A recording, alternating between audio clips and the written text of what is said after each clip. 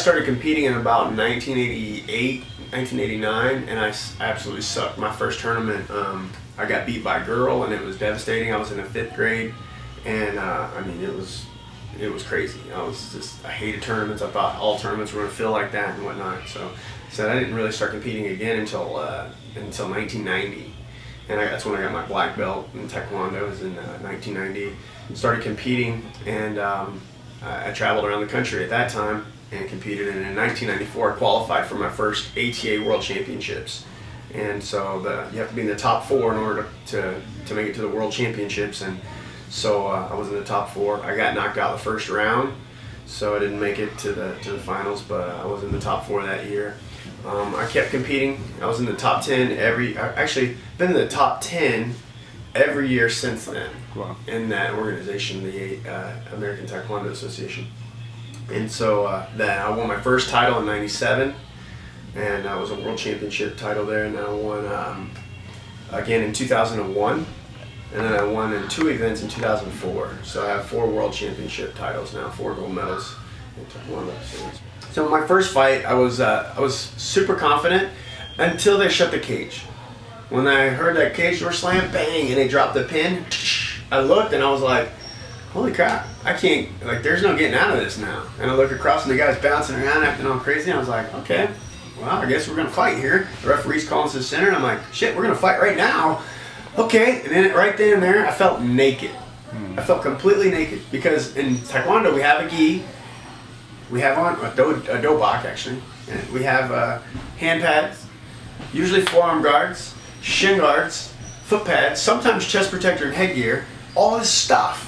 And here I am stepping in, walking close to this guy who's all crazy, bouncing. He's had fights before, and I'm feeling naked, cold, and I was like, oh crap, this is gonna be crazy.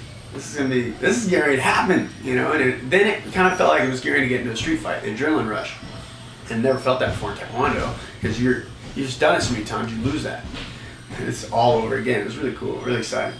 So we get at it, boom, we tie up, sure enough, he double legs me, takes me down, I pull guard, and I just hold him down like for dear life, and you know, he can't get out. The referee stands us up, boom, double leg, bang, guard, same thing. You know, crowds boo, this is boring. They want to see me kick and do all this stuff, and they want to see him like ground and pound, and you know, neither were happening, so it's kind of a boring setup. But I finally figured the timing of his shot down, and I was able to kind of move around a little bit, threw a few kicks, threw some punches, made some contact, and so that got exciting. And then boom, double leg again, bam.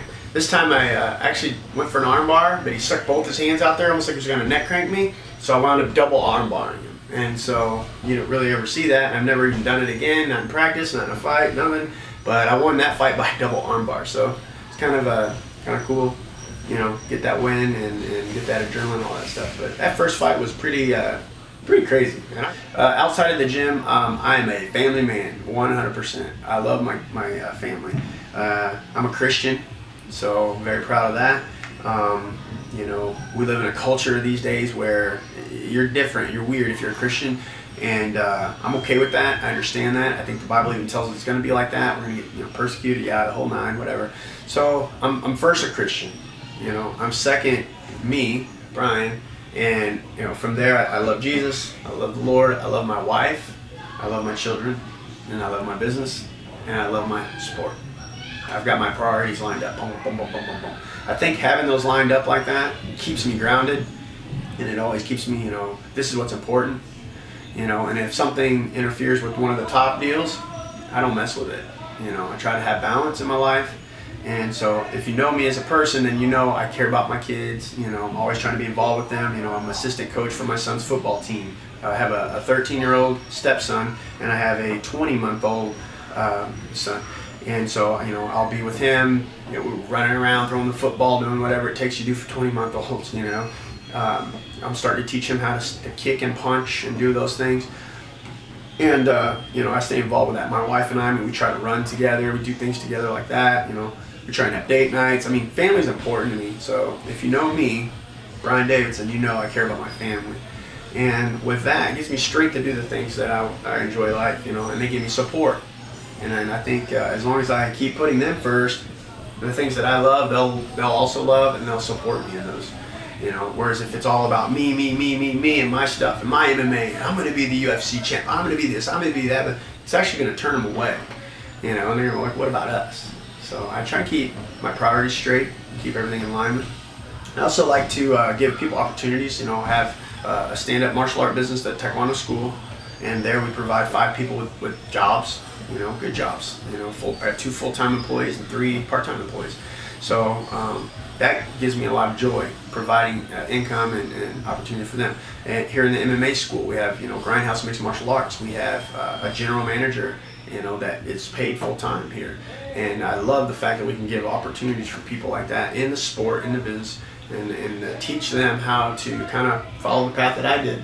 And then I get to teach them, hey, here's what's important in life, you know, line it all up right. And so it's kind of like we're training physically, and then we're also training mentally and spiritually all at the same time. So I think, and that's martial arts. You know what I mean? Martial arts isn't just physical. Any good martial artist knows there's a mental side, spiritual side, and, you know, the physical side. That's what we're trying to do over here.